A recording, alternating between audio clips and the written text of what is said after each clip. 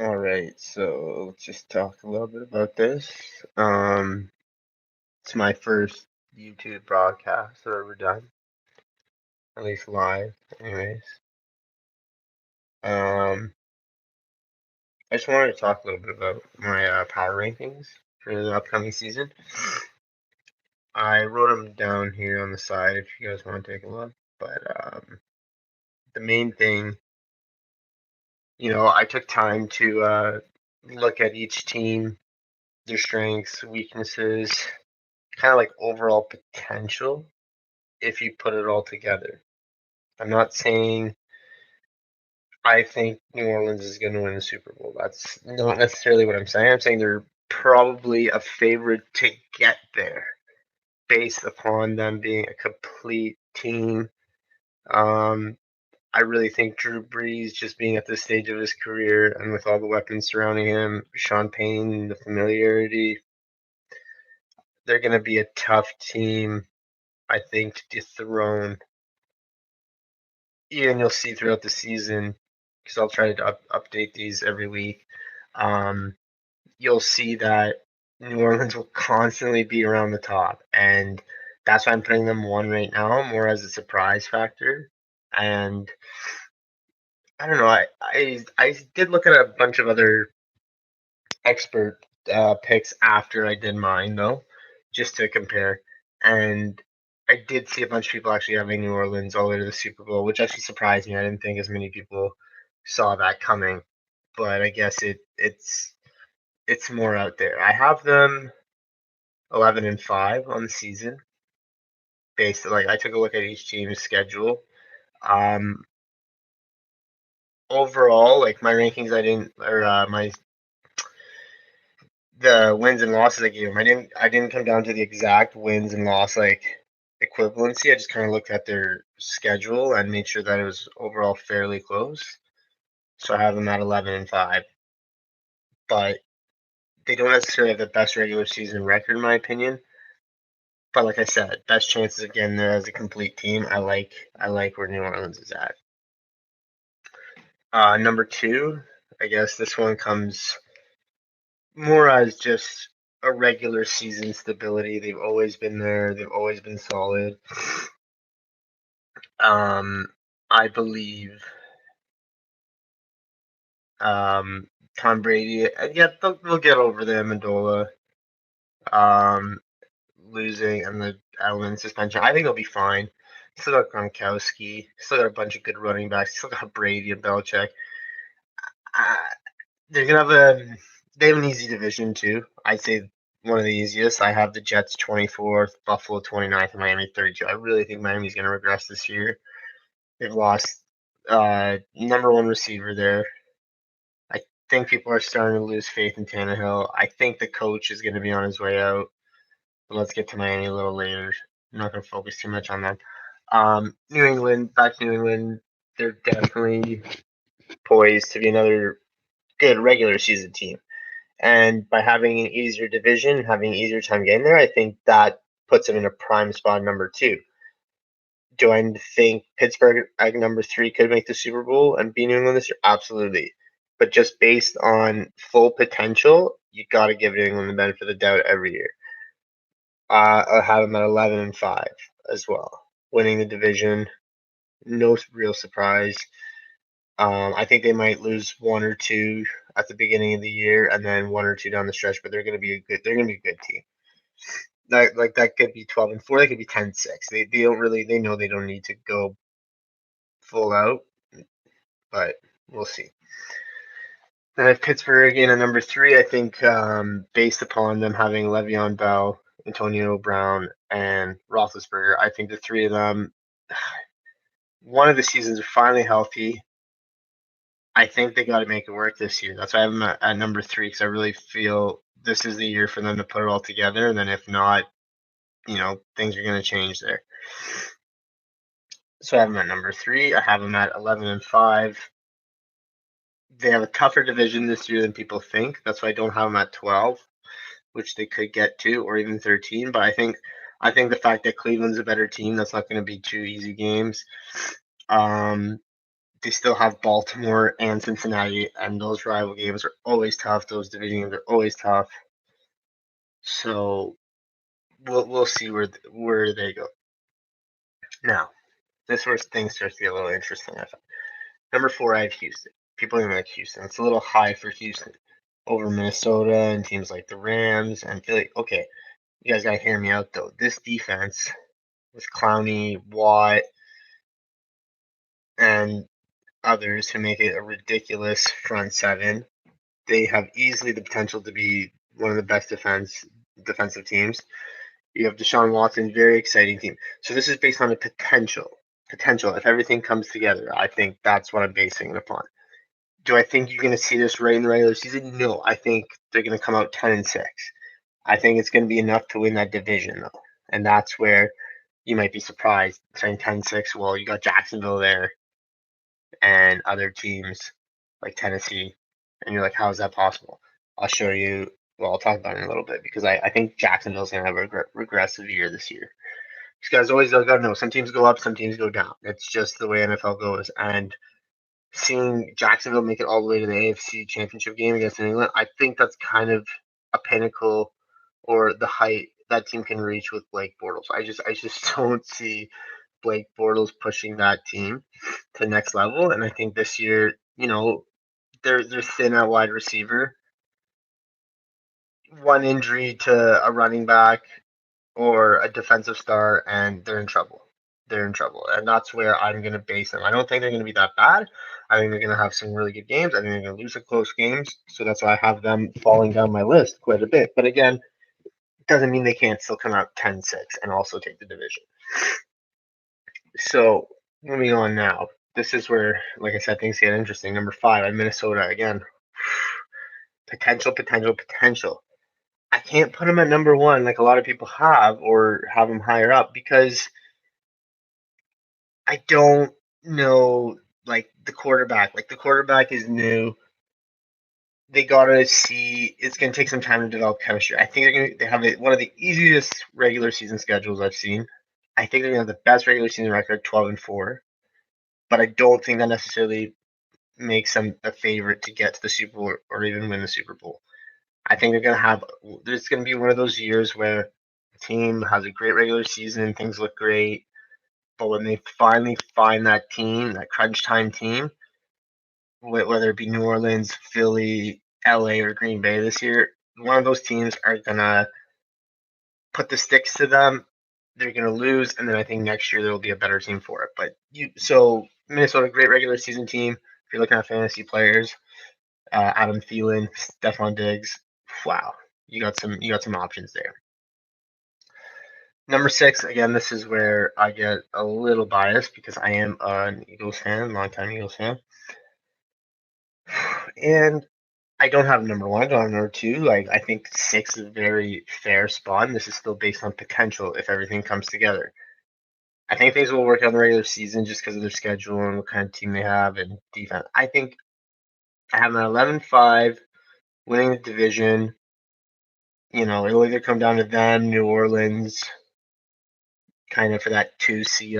I think, which is really good for them. I think coming off, they're going to have some question marks at the beginning of the season, but besides QB, once Wentz gets going, it's a dangerous team, very dangerous team. Number 7, another surprising one, maybe to many.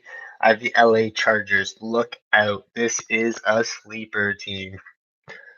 I could potentially see them making it all the way. I'd almost have them 3rd in the AFC, above Houston. But I put Houston above it just for that full potential, like if everything comes together. I have LA finishing with a better record than Houston at 11-5. They're going to win their division as well. So those are the 4 AFC division winners there. And I think if they can stay healthy, that's a big question mark. If they can stay healthy, they're definitely my 3 and 4 is Houston and LA. They're the up and comers. They're teams that are coming. And that's why I think teams like now Jacksonville and Tennessee fall to my 5th and 6th seed. I think Jacksonville can still sneak in as a wild card. Potentially Denver. on the other wild card, or even KC as a fringe candidate. And Tennessee. So we have those 4 teams going to vie for the 2 wildcard spots. I think KC and either Jacksonville or KC and Denver won't make the cut. We'll see, depending on how that division plays out with Denver and KC.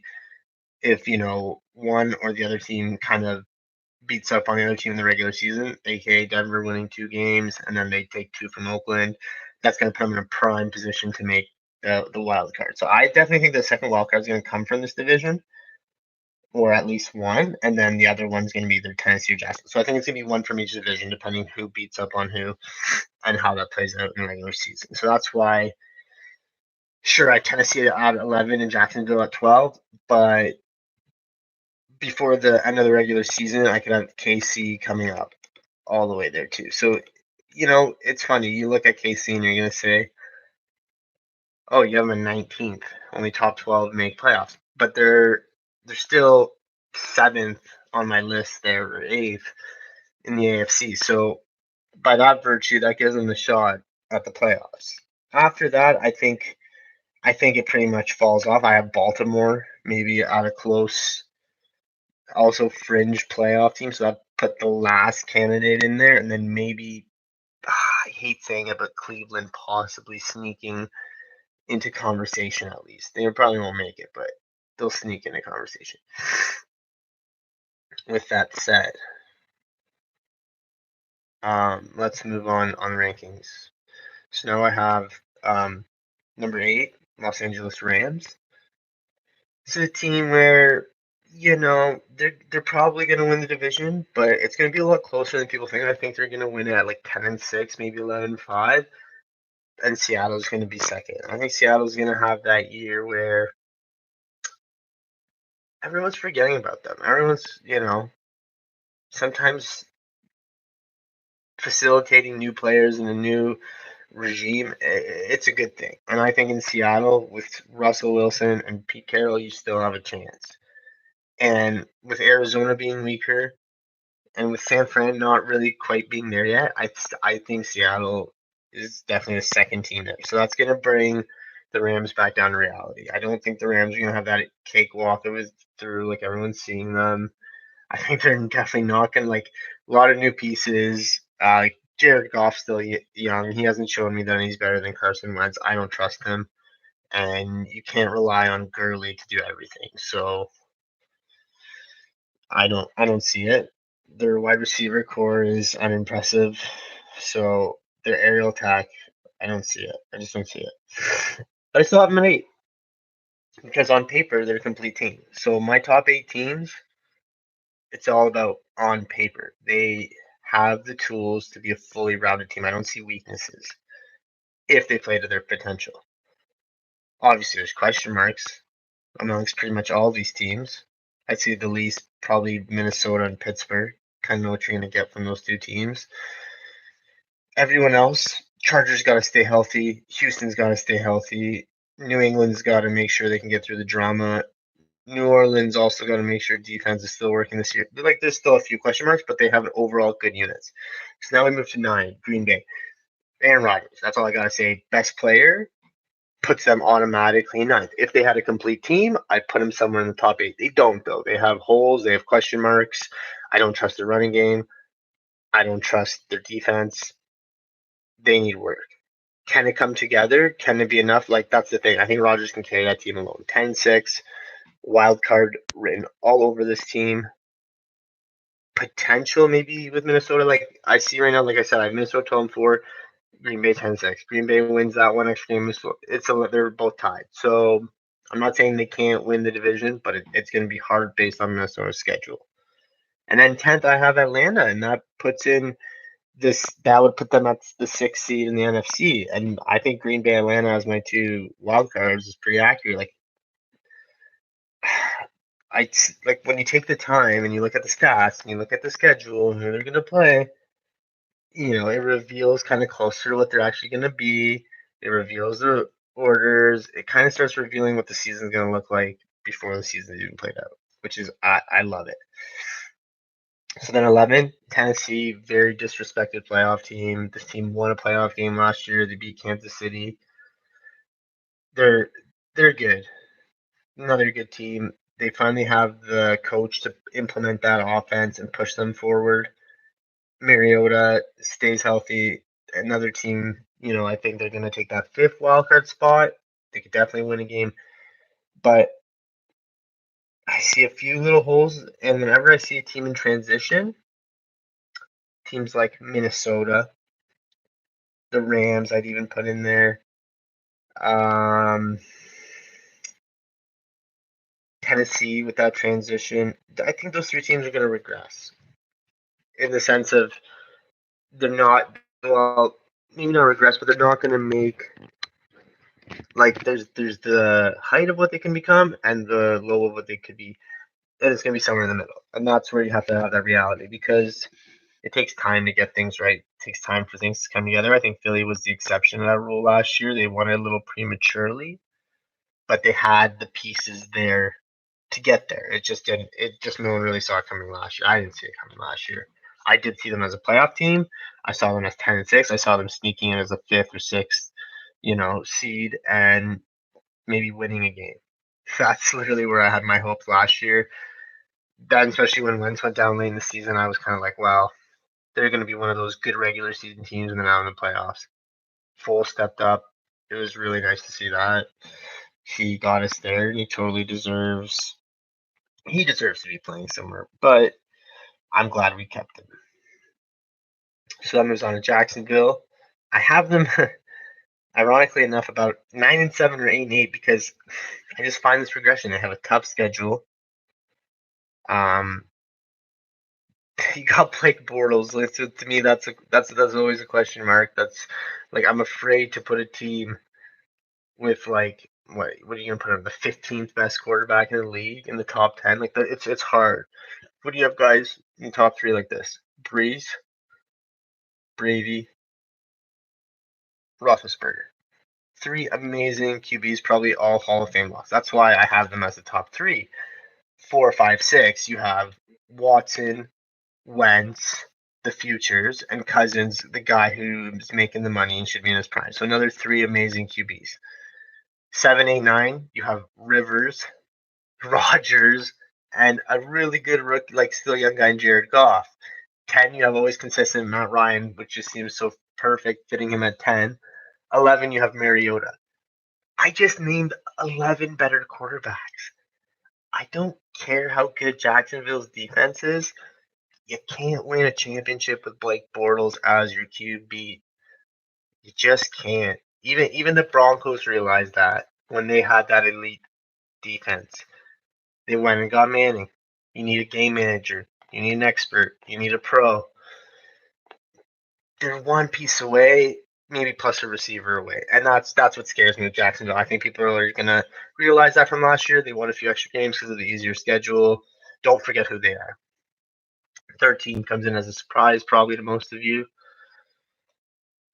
It's the New York Giants, and I have them also finishing at 8-8. So this puts them out of the playoff picture, in my opinion. I think it's going to be kind of a clear-cut year in the NFC. We're going to have our top 6 teams. 7 and 8, you'll start to notice that, at least in the NFC, they're weaker. But if they come together and have that surprise factor, that's why I have them this high. So the reason I have 13 now in the Giants is that they still have a very good defense. They finally got a running back there. They haven't had a running game, oh my God, in like 10 years. If this kid is half as good as advertised, you're going to have a running game. You're going to have one of, if not the best, wide receivers healthy on this team. So a couple years ago, this team was in the playoffs. This team won a championship. Like, this is a very good team. And you have Eli Manning, too, at the cusp of his career, probably wanting to do something. That's why I have him at 13 still. You can't push him in the top 10, but we all know they could be there. They have the pieces, and that's why I have them at 13. People are like, wow, you have Carolina at 15, Giants at 13. Yeah, because the Giants are a better team. Same with Dallas. Carolina's just kind of overrated. Like, yeah, Noon's a very good quarterback, but man, that wide receiver turnover, like Christian McCaffrey's going to help there. They're gonna have some dynamic plays. But until I see that defense and week in and week out play consistently, then I have them at 15. Again, that can rise. Like, you know what I mean? Green Bay stumbles, Tennessee stumbles. You could have these teams moving up, even though Tennessee's AFC. I just meant teams stumbling in my rankings. So 14, I'll just go over 14 quickly. It's Dallas, Ezekiel Elliott, Dak Prescott. Can I say more? I'm a little worried about their wide receiver core. I'm a little worried about their defense. Their O-line, no worries as usual. So again, that's why I'm at 14 is because of those few pieces. Like, if potentially things come together and the wide receivers are working out and they don't miss Des Bryant at all, they could be much better than 14. Like, this is where, even the Philly, who's at 6, and I have the Giants at 13 and 14, this is where this gap can start to minimize very quick. Like, I could have Philly fall to 10th, and I could have Giants up to, 9th in a week or two. And I'll judge that on the play. But I'm saying I think this preseason ranking that I'm giving right now, you will see probably very close at the end. You'll be like, wow, this is a very accurate analysis. 16, I have Denver, who I do have them as 9 and 7, so technically better than the last 4 teams or last 3 teams' records. But it's about an overall potential thing. I think when you have Case Keenum, Emmanuel Sanders, Demaryius Thomas, all these pieces have been there for years. A very good, maybe great defense, not the best. I see them as a very fringe playoff team, but even that best case scenario, how many wins can you Denver pull off? 1, 2 in the playoffs max. So I don't even see that potential of them getting very far, even if they squeak in. So that's why they have them at 16. Then 17, I have Detroit, I believe. Yes, Detroit.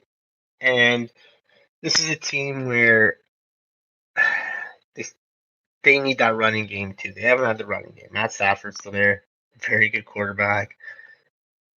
He's gonna be he's gonna have a good year. Like, they still have Golden Tate, Marvin Jones. They've got 2 like 1A, 1B wide receiver there. Garrett Blount, another rookie in Kenyon Drake.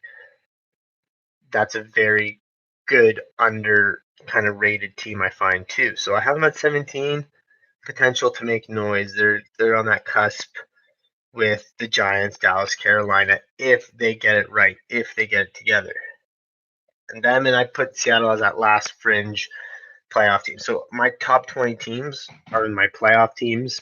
My 21 through 32, you can pretty much throw out the trash and say they're not going to make the playoffs.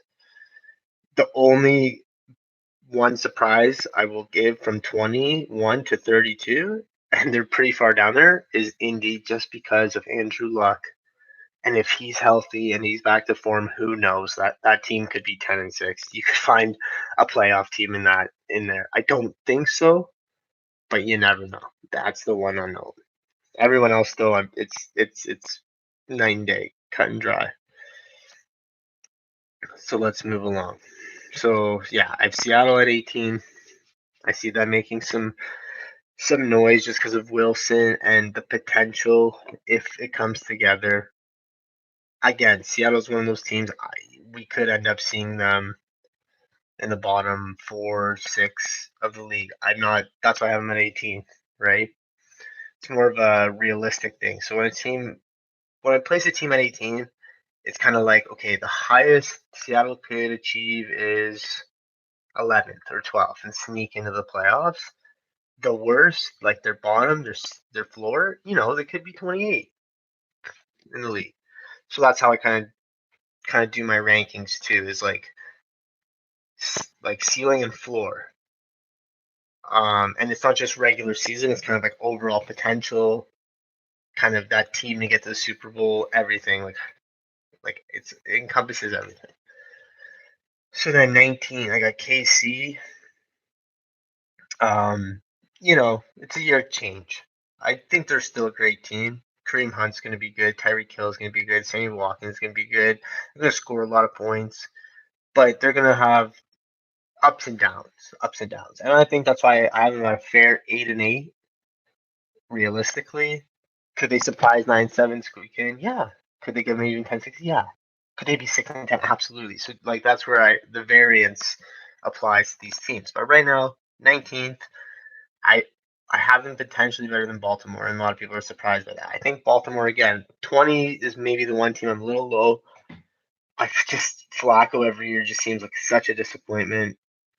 I'm excited by the running game though, and that defense. Again, wide receivers they seem thin. And every year, like Baltimore, tough division, man. Playing Cincy twice, Cleveland twice this year. I think not having Cleveland as easy as they have been in the last 2-3 years is gonna start, maybe taking that second playoff team away from there. Because a lot of years it was 2 playoff teams from there. I don't think that's gonna happen this year, and that's why I have them that far down because the reality is gonna set in. I think Flacco's getting too old, and I think Lamar Jackson's gonna take over for next year. I really do see that happening. Now we have 21. I have Chicago. Okay. Up and coming team. I like this team. The defense, very nice. The running backs of Cohen and Howard, very nice. I like the additions on the receiving core. I like what this team's done. My biggest question mark is Trubisky. I think he's a bust. I think he's a Tim Tebow bust, and it's unfortunate. And I think it's going to take them a year or two to realize it when they have all the pieces there if they had a good QB.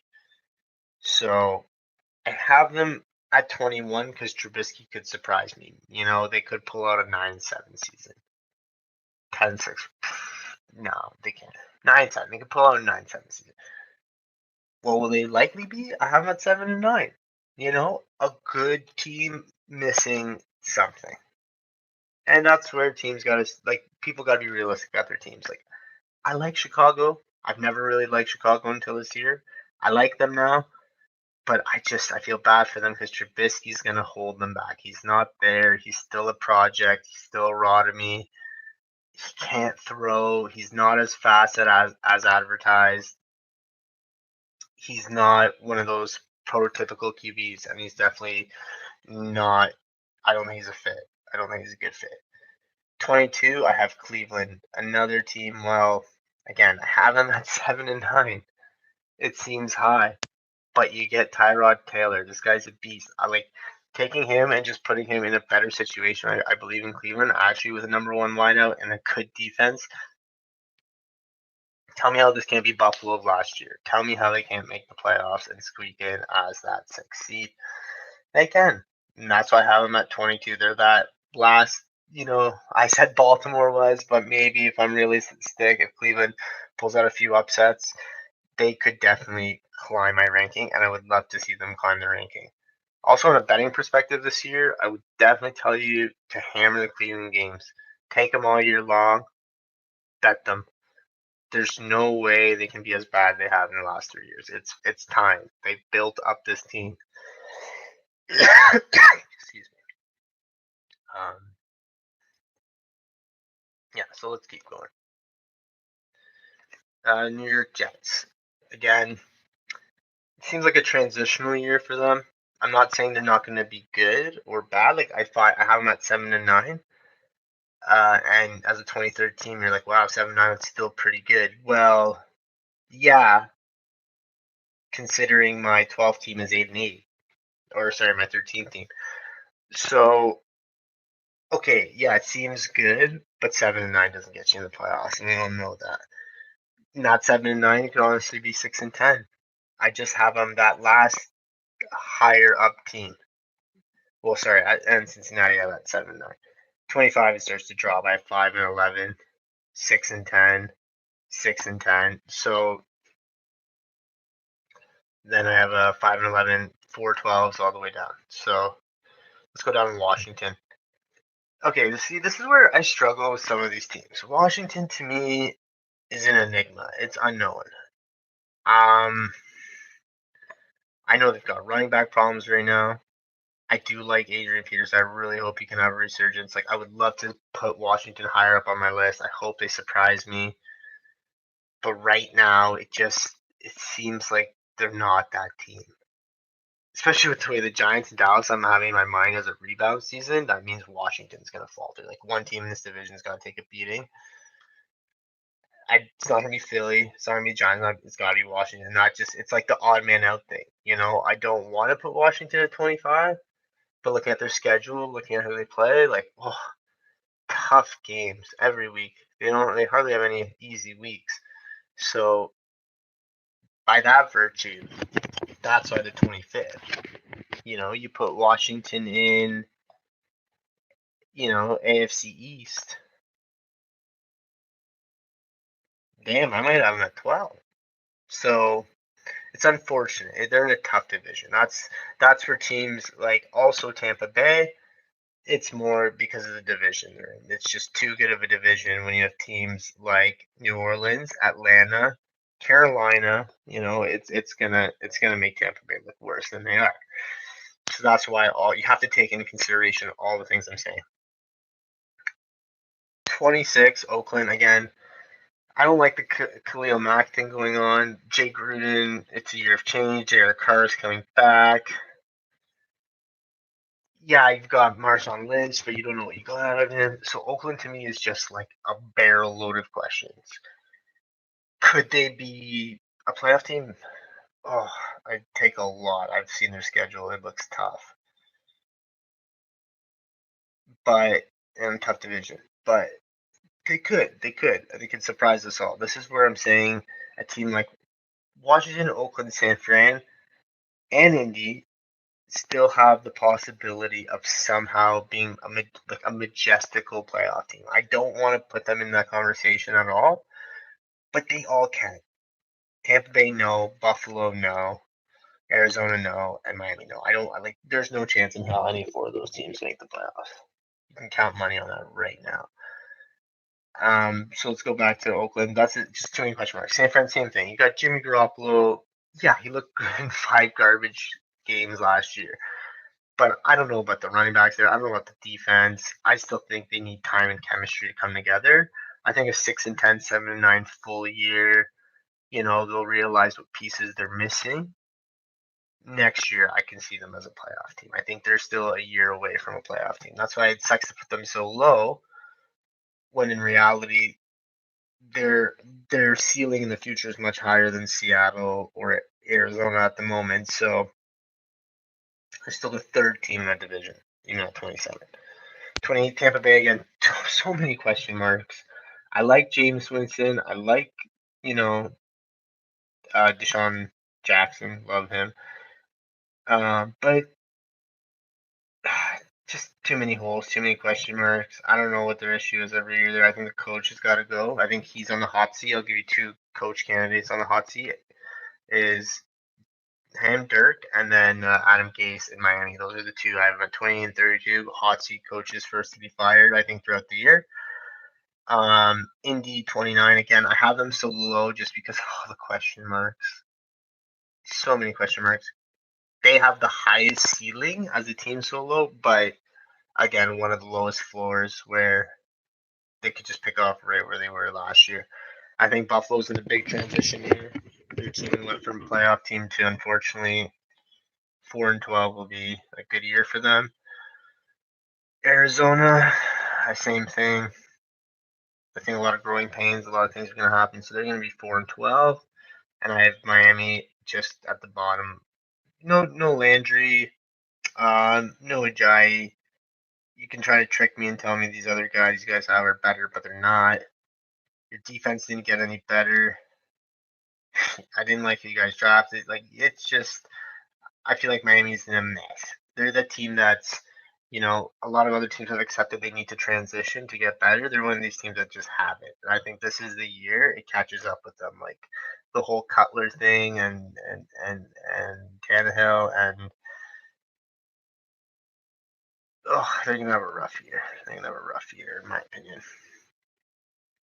So that just concludes my quick 32 team power ranking. Not that quick, I guess, but I will also do maybe a QB ranking, a running back ranking, wide receiver ranking. We'll do actually Super Bowl contenders. We'll do I'll do an updated version every week. I'll also do betting tips. I love giving betting tips. Maybe a few future bets before the season begins. Throw me a comment, throw me a like, throw me a subscribe. Let's get this going. I want to help you guys with your fantasy teams, your betting careers, or if you're just a casual fan of the game. If you want to know what's up, you want to sound smart, this is where you're going to learn a few things for sure. So thanks for watching.